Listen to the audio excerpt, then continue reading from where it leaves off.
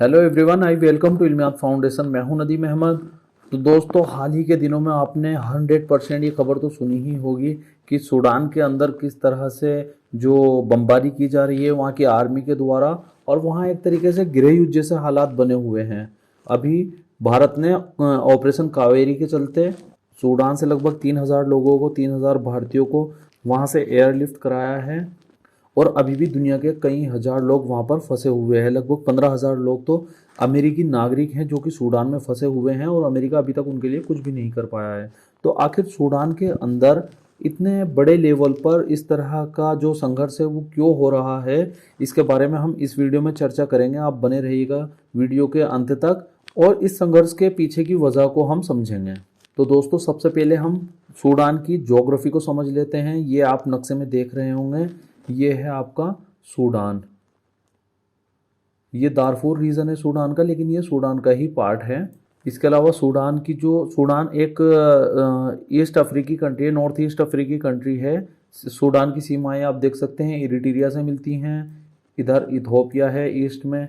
Ethiopia के अलावा central African Republic, Chad और लीबिया। इसके अलावा जो ऊपर का हिस्सा है यहाँ पर मिस्र से इसकी सीमाएं मिलती हैं। इसके अलावा जो इसकी समुद्री सीमा है वो रेड सी यानी कि लाल सागर में मिलती है। रेड सी से इसका समुद्री एक्सेस है, सी एक्सेस है। अब समझते हैं कि आखिर यहाँ पर हुआ क्या है। ये आप दो शख्स देख रहे होंगे, इनमें ये हैं मोहम्मद हमदान दोगालू और ये हैं अब्दुल फतेह अल बुरहान।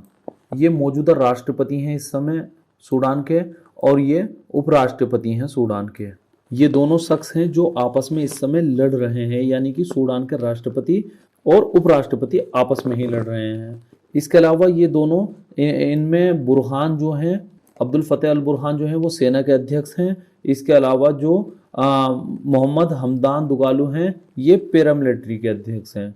अब हम इसके इतिहास को समझेंगे तो ये कैरेक्टर हमारी समझ में आ जाएंगे। फिलहाल हम चलते हैं सूडान के शुरुआत में, यानी साल 1882 में ब्रिटेन और मिस्र ने सूडान पर अपना कंट्रोल स्थापित किया और 1 जनवरी 1956 को सूडान आज़ाद हुआ। सूडान ब्रिटेन और मिस्र से तो आज़ाद हो गया, लेकिन अगले ही साल वहां पर मिलिट्री कू हो गया। मिलिट्री ने तख्ता पलट करके अपना शासन कर लिया। इसके बाद साल 1966 में, 1972 में बीच बीच में कुछ समय के लिए वहां पर डेमोक्रेटिक सरकार बनती रही, और बीच बीच में जो भी उस समय सेनाध्यक्ष बनता वो बार बार सूडान के अंदर मिलिट्री कू करके सूडान की सत्ता को अपने कंट्रोल में कर लेता था। इसी तरह से चलता रहा। फिर आया साल 1989। 1989 में वहाँ के सेनापति थे उमर अल बशीर। उमर अल बशीर ने भी वही किया जो उनसे पहले सेनाध्यक्षों ने किया था। ये आप देख सकते हैं, ये हैं उमर अल बशीर जो 1989 में सेनाध्यक्ष थे। इन्होंने सूडान का तख्ता पलट करके पूरी सत्ता अपने कंट्रोल में कर ली, और लंबे समय तक सूडान पर इन्हीं का कंट्रोल रहा। फिर आया साल 2003।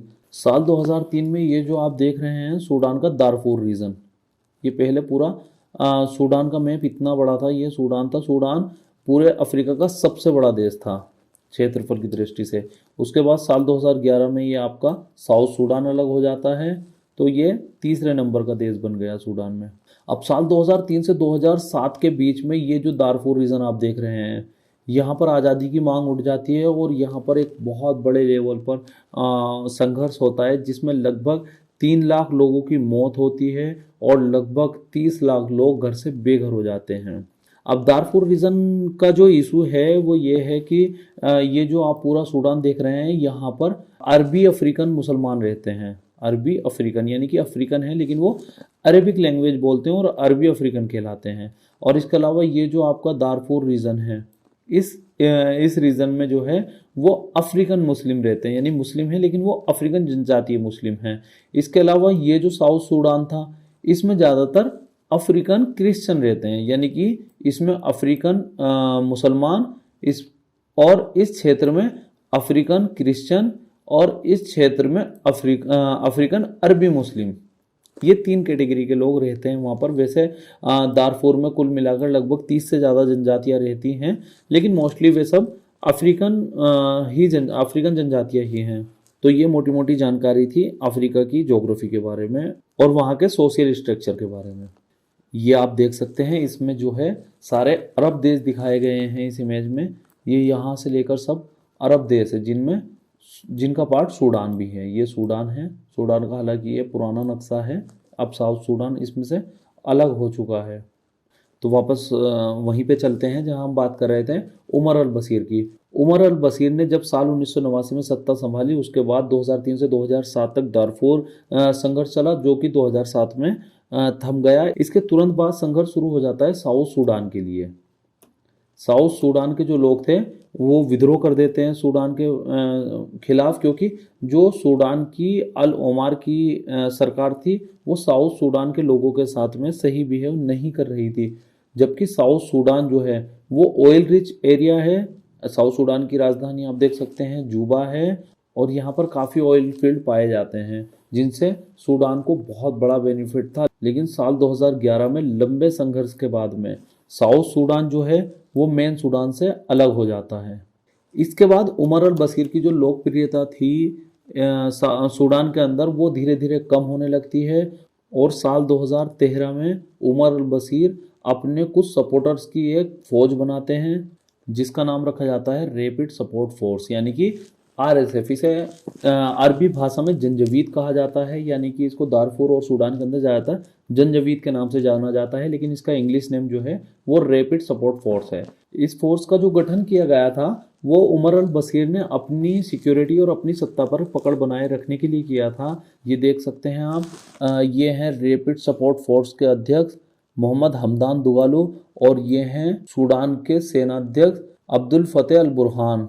तो ये दोनों लोग साल 2019 में जो वहाँ पर सरकार के खिलाफ डेमोक्रेटिक प्रदर्शन हो रहे थे उनका साथ देते हैं, और दोबारा से 2019 में उमर अल बशीर का तख्ता पलट करके ये दोनों लोग सूडान पर अपना कंट्रोल स्थापित करते हैं, और अब्दुल्ला हमदोक को वहाँ पर केयर टेकर राष्ट्रपति बनाया जाता है। इसके अलावा 2019 में ये तय होता है कि साल 2023 के शुरुआत में सूडान के अंदर चुनाव कराए जाएंगे, लेकिन साल 2021 में ही ये दोनों लोग मिलकर वहाँ के जो राष्ट्रपति बनाए गए थे, केयर टेकर राष्ट्रपति थे अब्दुल्ला हमदोक, उनका भी तख्ता पलट कर देते हैं, और पूरी पावर ये दोनों लोग अपने हाथ में कर लेते हैं। इसके बाद में अब्दुल फतेह अल बुरहान जो है वो सूडान के राष्ट्रपति बन जाते हैं, और मोहम्मद हमदान दुगालो जो हैं वो उपराष्ट्रपति बन जाते हैं।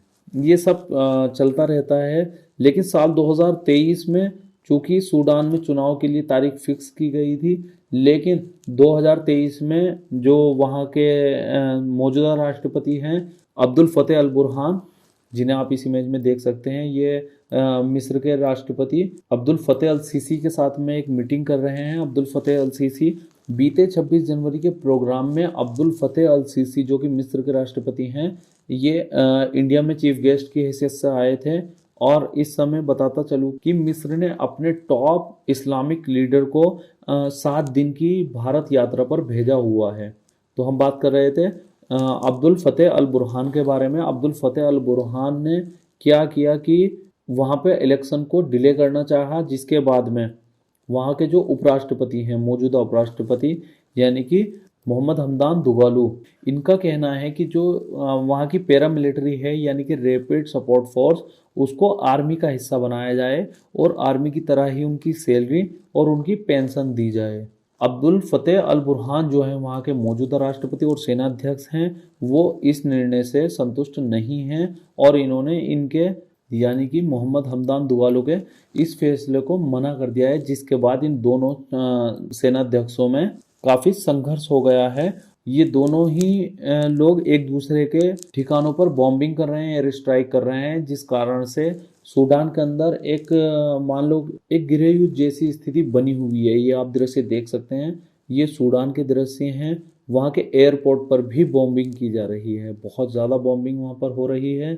सेना और पैरामिलिट्री दोनों एक दूसरे को ब्लेम कर रहे हैं कि वे उनके ठिकानों पर बॉम्बिंग कर रहे हैं, जबकि दोनों ही एक दूसरे के ठिकानों को टारगेट कर रहे हैं।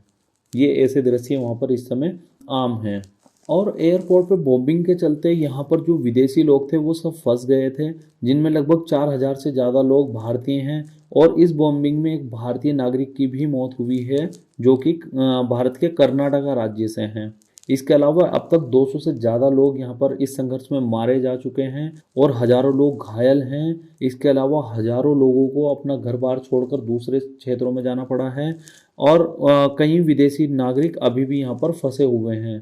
फिलहाल भारत के विदेश मंत्री डॉक्टर एस जयशंकर की निगरानी में भारत ने ऑपरेशन कावेरी लॉन्च किया है, जिसके तहत भारत सरकार ने लगभग 2000 से ज़्यादा लोगों को अभी तक सूडान से एयरलिफ्ट करा लिया है। जो बाकी लोग बचे हैं उनको भी जल्दी ही सूडान से निकाल लिया जाएगा।